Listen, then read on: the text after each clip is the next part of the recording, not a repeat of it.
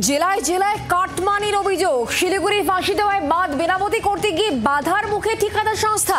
গঙ্গারামপুরে ধান কিনতে আসা পাইকারি ব্যবসায়ীদের থেকেও কাটমানি চাওয়ার অভিযোগ।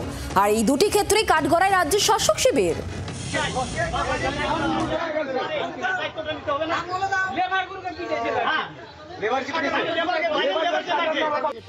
ফের কাটমানি কাটা, জেলায় জেলায় কাটমানি চাওয়ার অভিযোগ।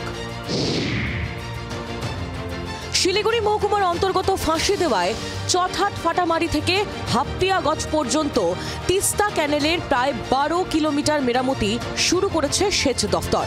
এর মধ্যেই চটহাটের নিজবাড়ি থেকে কুচিয়া মোড় ব্রিজ পর্যন্ত প্রায় 2 কিলোমিটার বাঁধ মেরামতির বরাত পেয়েছে একটি ঠিকাদার সংস্থা।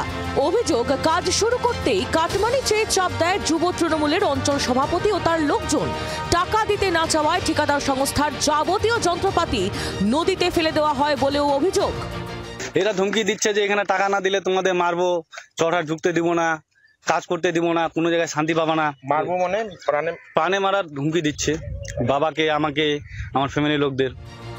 যদিও অভিযোগ উড়িয়ে দিয়েছেন শাসক শিবিরের অঞ্চল সভাপতি। আমি ওই বিষয় নিয়ে কিছু জানি না। হ্যাঁ, আমাকে বদনাম করার জন্য এগুলো চেষ্টা করা হচ্ছে। এই বিষয় নিয়ে আমি কিছু জানি না।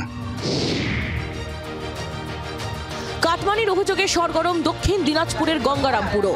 অভিযোগ, কৃষকদের থেকে ধান কিনতে আসা পাইকারি ব্যবসায়ীদের থেকে কাটমানি চান স্থানীয় তৃণমূল নেতারা। এই কারণে ধান না কিনেই ফিরে যান ব্যবসায়ীরা। এই ঘটনার প্রতিবাদে বুধবার সুখদেবপুর বাজারে পথ অবরোধ করে বিক্ষোভ দেখান কৃষকরা। পুলিশের হস্তক্ষেপে অবরোধ উঠলেও কৃষকদের ক্ষোভ মেটেনি। নারায়ণ সিংহ রায় ও শ্রীকান্ত ঠাকুরের রিপোর্ট, জি 24 ঘন্টা। বাংলার আওয়াজ, বাঙালির আবেগ, জি 24 ঘন্টা।